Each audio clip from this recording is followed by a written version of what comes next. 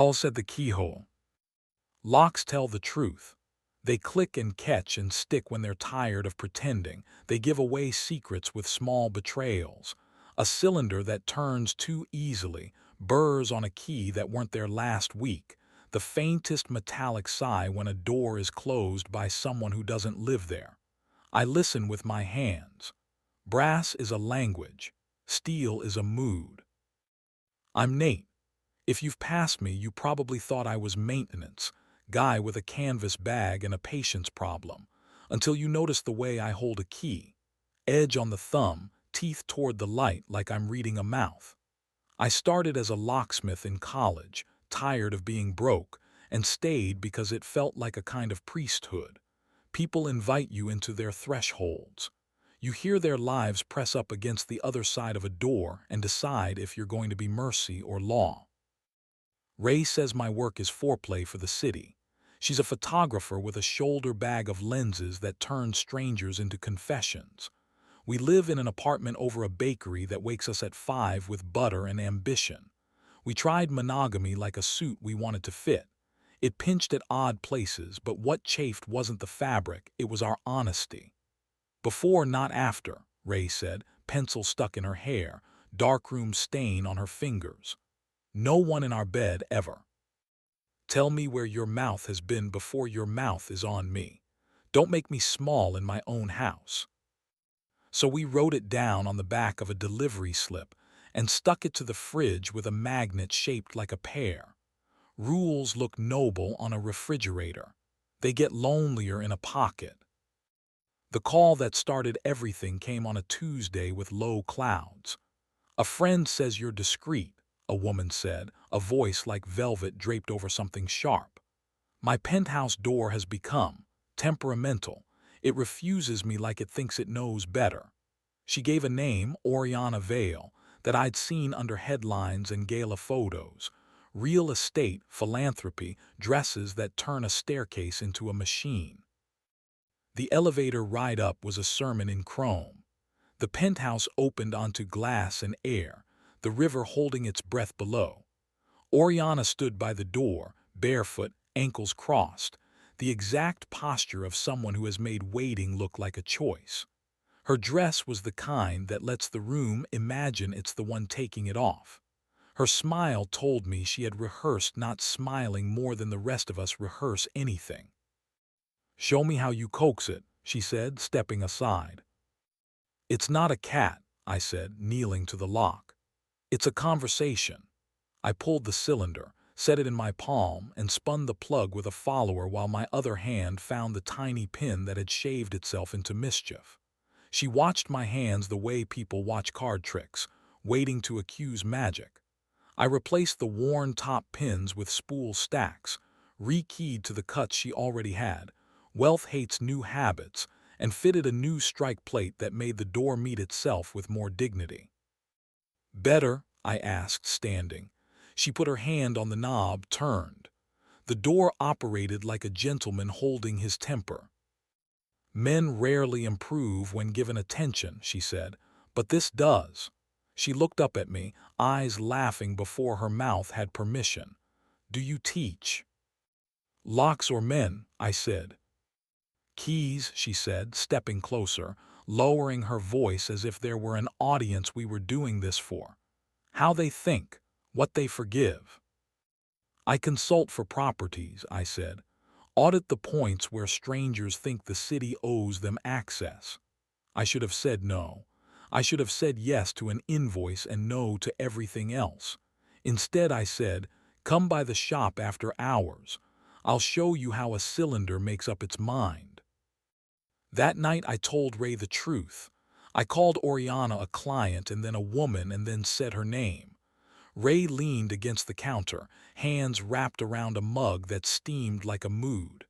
"Before," she said, nodding. "Good." "Do you want me to refuse?" I asked. The virtuous question, the way men try on goodness in the mirror. "I want you not to humiliate me," she said simply. "And I want you not to lie to yourself and call it courtesy. Bring your curiosity home, but not her perfume." When Oriana came to the shop, She wore a sweater more expensive than my rent and sneakers that pretended to be shy. The bell over the door rang like a kiss. I laid out a practice cylinder, a handful of keys with different anxieties, and a tray of pins that caught the light like candy. She crowded my side of the counter without asking, and I let her. You teach with your whole body when you're not careful. Pin stacks, I said, tapping the tiny brass soldiers. Each one a little lie stacked on a little truth. A key is a story that lines the tumblers up long enough to make the lock believe. So when you cut me a key, she said, you're writing me a private language. Pretty much. I like languages that don't need vowels, she said. Her wrist brushed mine, warm and deliberate. She smelled like a midnight flower and clean coin. Teach me to read. She took to it with the greedy grace of someone who learns quickly because she's practiced at believing she will. I showed her how to feel for a pin that binds, how to listen for the notch of a spool catching, how to work the plug without bruising it. She laughed softly when the plug turned for her, that surprised, pleased sound a body makes when it wasn't expecting to be let in. Before, she said, not looking at me, twirling the pick between two fingers like a thought. You and me. If wanting happens, we keep the work holy. Not here. Not in the rooms the city paid for me to be seen in. Before, not after. No one gets smaller. I have a partner, I said. Ray, she makes me brave and corrects me when those are opposites. Do you want to call her and ask permission to be a person? Her mouth tilted. Or do you want to be the sort who calls and says the truth? I want to be the second, I said. Good, she said, and smiled as if we had already solved something harder than desire. We made rules. No bed sharing in homes. No photographs. No using the work as an excuse to break the work. She touched my arm and the rule about before felt like a fuse. We didn't kiss that night. We stood too close and traded the kind of eye contact that could wreck a season. Her husband called me the next morning. You've heard his type even if you've never met him. Cadden Vale, a voice that had been paid to win rooms. Smooth install yesterday, he said without warmth. I need a full audit of our access. Front, back, service, elevators. I want to know what my building thinks of me. Buildings think we're temporary, I said. Then teach it to remember, he said, and texted me a figure that made my eyebrows behave. The Vale Tower was a thesis built on other people's reflections. I mapped its arteries, stair cores, fire doors, maintenance hatches disguised as choices. I found a service corridor that connected the penthouse to the rooftop greenhouse and a lock on its door that had been replaced without being recorded. I photographed the cylinder, boutique brand, illegally loose tolerances, a dream for people who consider rules an insult. It had been keyed recently. Yours, I asked Oriana when we met in the stairwell, the city's hum coming through the concrete like bass. I needed air, she said. Sometimes men think air should be scheduled. She put her hand on the new knob and the door's cheap heart agreed with her too easily. You don't approve. I don't disapprove, I said. I log. Of course you do, she said, and the smile didn't reach her eyes. Make me legitimate, but don't make me obedient. We broke our own rules almost and then didn't. The landing outside the greenhouse had a window no one used that watched a slice of river made for secrets. She lifted her chin and I kissed her like I was measuring a space, thumb to elbow, shoulder to hip, finding the distance between wanting and guilt. Her mouth tasted like a peach that had gotten away with something. Her hand slid under my shirt, palm flat, fingers splayed, and I stepped back before the world forgot to breathe. Later, she said, voice hoarse, eyes not joking, somewhere that isn't his. I told Ray. We sat cross-legged on the bed, knees touching, the city outside folding itself for the night. "Thank you for the before," she said. "Don't make me have to be noble after." "I won't," I said, wanting to be the kind of man whose mouth didn't write checks his hands couldn't cash. The audit ended with a meeting in Cadden's office, where everything was leather pretending to be a handshake. He wanted electronic cylinders with audit trails, dual-auth access, and nudges that made guests behave. I quoted absurd numbers. He accepted them like tips. "The world divides into people who keep doors closed and people who believe doors will open because they're near them," he said. "I prefer to be both." When we installed the smart cylinders, the logs came to me first. It was my job to seed them into his system, to make the building confess in a language he understood. In the first week, the service corridor saw a 2 a.m. entry tagged to a guest fob that didn't exist. Someone had ghosted the system. Either a staffer who wanted a private skyline or a woman who had decided to use a stairwell for thinking. I built a privacy rule into the software, legal, barely, where manual override during fire drill hours tagged entries as janitorial. It would keep residents from being humiliated by their own life when their life had the good sense to happen at odd hours. I told myself it wasn't about Oriana. I've been lying to myself in better suits. We met in plain places, a laundromat that still believed in quarters, a bookstore's back aisle where cookbooks live like flirtations, a motel that looked honest because it didn't pretend to be more than a bed and 4 quiet walls. We undressed as if our clothes had earned their keep, kissing as a way to keep promises, not to break them. I won't make a manual of our bodies. I'll say this. She was a woman who let praise land. I am a man who learns quickly when my hands are trusted. We were precise. We were kind, we didn't perform, we didn't take souvenirs. Ray kept the door unlocked for me at home and locked it when we slept. She wore my t-shirts and left hairpins in the pencil cup as if they had a license. She went on a date with a director who liked to talk about color grading like it owed him rent. She kissed me the next morning like she had remembered whose laugh paid better.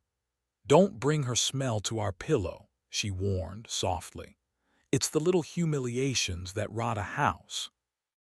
I washed pillowcases like a ritual. I still found Oriana in my day, in the way metal warms under a thumb, in the exact angle a key meets a cylinder when you're not trying to wake a sleeping door. Desire is not a fire. It's a pilot light. It takes very little to ask it to do more. Cadden threw a party to unveil something with his name on it. I didn't belong, but I was there as an artisan with a lanyard and a toolkit. Security consultant, a phrase that turns men like him generous for a night. Guests moved through the apartment in borrowed laughter. Oriana wore black that turned light into conspiracy. When she glanced at me across the room, we didn't smile. We adjusted our breathing. Cadden took an investor on a tour that ended at the greenhouse. "Privately," he said to me, in passing, his mouth turning reputation into a verb. I watched him hand a temporary fob to the investor at the door, the sort you can revoke by blinking in the wrong direction. The log in my pocket hummed. I had built this beautiful snitch. I hated it. At 1:13 a.m., the service corridor recorded a manual entry, tagged janitorial by the rule I had written to spare people exactly what Cadden imagined he was entitled to witness. He stood by a tablet on the kitchen island like a man about to conjure. "Watch," he said to the investor, thumb ready. "My building behaves." "My building doesn't tell on its people," I said gently, "the way you talk to a drunk friend near a cliff." He looked at me, something flickering, annoyance, curiosity, a thought he'd mislaid. He pressed anyway. The screen stayed innocently dull. He said, in that way men say when the room dares them to be less than omnipotent. He pocketed the tablet with grace. "We'll refine." I left before the hour could be charged to me. Oriana sent a message that was both thank you and good night. It felt like a kiss left on a door the wind decided to close for us. The end didn't come as scandal. It arrived as clarity. Oriana wanted a life where she didn't have to ask a man like me to build small mercies into the walls. She wanted to stop needing stairwells to think. I am done with being brilliant at during while before and after eat my house, she said in the motel, hair fanned on the lousy pillow, eyes brave even when wet. I'm changing the locks on my shame. I don't need a locksmith for that. Then let me make one last key, I said, and I meant it like a blessing. I cut a simple schlage, nothing fancy, nothing loaded with hubris, and stamped a heart into the bow with my old brass die. It fit the studio I kept on the edge of the city, a room with a table and a kettle and a sofa that forgave naps. For air, I said. Not for me. For you when the elevator is a liar and the hallway is loud. She kissed my mouth, then my wrist, where pulse tells the hand what it can't deny. Before, she said that last time. Always before. She left with the key on her tongue like a coin. I told Ray it was over with the kind of sorrow that feels like relief when you lean on it. She listened. She tucked her feet under her on the couch and looked at me like a lens that refused to lie. Thank you for bringing me the truth while it was still warm, she said. Keep doing that even when it makes you someone you like less for an hour. I'll like you more after. The city didn't take sides. Doors still needed mending. Couples still locked themselves out of mornings and called me like salvation. I installed Cadden's final firmware with my privacy rule baked in so deep he'd need better priests than me to root it out. He never mentioned the night the tablet refused to gossip. Maybe he forgot. Men like him sometimes mistake mercy for compliance. Sometimes I walk past the Vale Tower and see my own work staring back, gleaming and patient. If I stand just right, I can see the greenhouse catching the last of the sun. I don't go up. I don't need to. At home, Ray's key turns our own lock with the tiny satisfied click I grew up believing was happiness. We don't wear our rules like armor. We keep them in the fruit bowl, under the pear magnet, and check them the way you check a pilot light when the kettle won't sing fast enough. At the shop, I shut the lights down in the order the room prefers. Display first, workbench second, back closet last, the one that smells like oil and good decisions. I run my thumb over the groove my father wore into my follower tool the year he taught me how to be useful. When I close the door and feed the key home, I feel the pins rise and fall like breath, a little chorus saying yes to the shape that fits them best. Brass doesn't care who you are. Offer it the right cut and it will open. Offer it the wrong story and it will wear itself down pretending. I have kissed in stairwells and I have kept doors from telling tales. I have learned to ask before I enter. It isn't virtue, it's survival. A city like ours chews up men who think access is the same as belonging. I don't belong to Oriana's world. I didn't want hers to belong to me. I go home to a woman who laughs into my mouth and puts her camera on the dresser and asks if I want tea or sin and knows the answer is yes. In bed, her foot slides to my ankle and hooks me into the night. My hands smell faintly of cut brass. She says the metal on my skin tastes like promise. I press my wrist to her lips, feel the pulse argue, and know that some locks only ask you to be brave enough to turn.